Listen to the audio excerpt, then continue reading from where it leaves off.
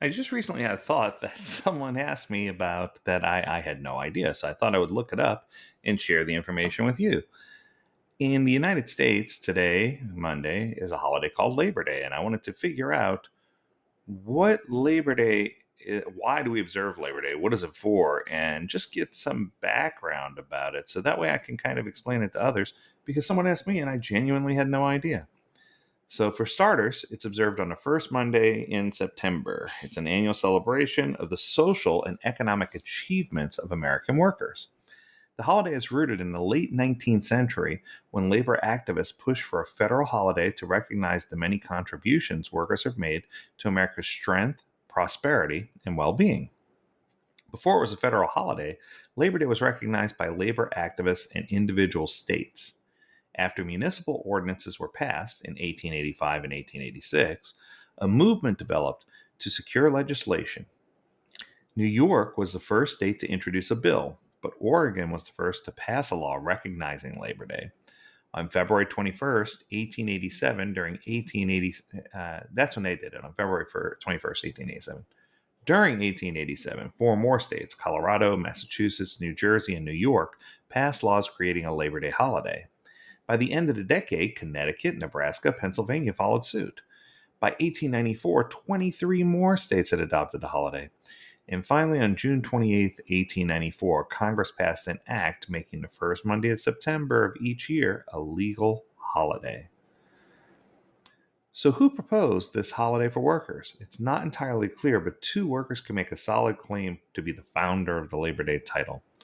Some records show that in 1882, Peter J. McGuire, General Secretary for the Brotherhood of Carpenters and Joiners and a co founder of the American Federation of Labor, suggested setting aside a day for a general holiday for the laboring classes to honor those who, from rude nature, have delved and carved all the grandeur we behold.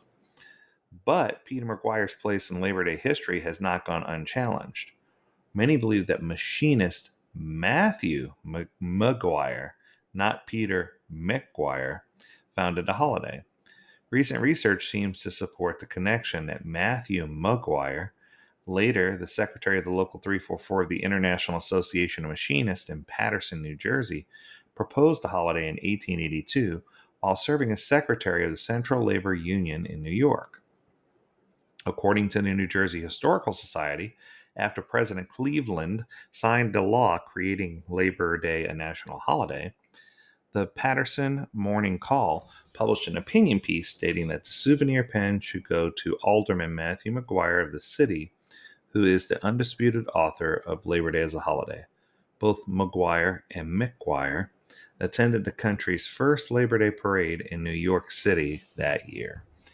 The first Labor Day holiday was celebrated on Tuesday, September 5th, 1882, in New York City, in accordance with the plans of the Central Labor Union.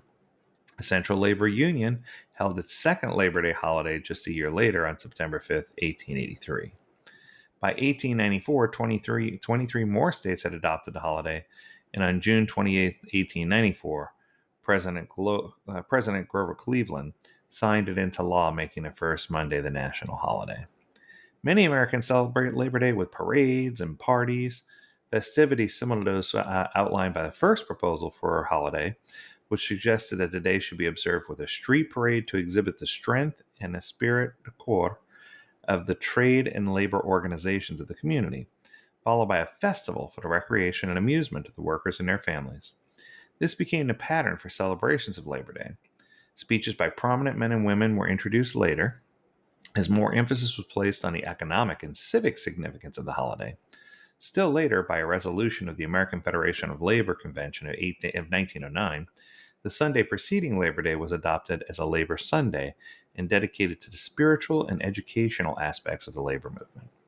American labor has raised the nation's standard of living and contributed to the greatest production the world has ever known, and the labor movement has brought us closer to the realization of our traditional ideals and economic and political democracy. It is appropriate, therefore, that the nation pays tribute on Labor Day to the creator of so much of the nation's strength, freedom, and leadership, in name, the American worker. The only other thing we have to remember about Labor Day is No white shoes after Labor Day, right? I think that's the fashion thing. That's going to do it for your 5 minute trip around Labor Day. I hope that you learned something new. I didn't know half of that. If you have a topic you want us to discuss that's more agile, feel free to reach out to us. Learn more at agiledad.com. We'd love to hear from you. As always, we encourage you to stay healthy, stay well, and stay agile, my friends. Until next time, do take care.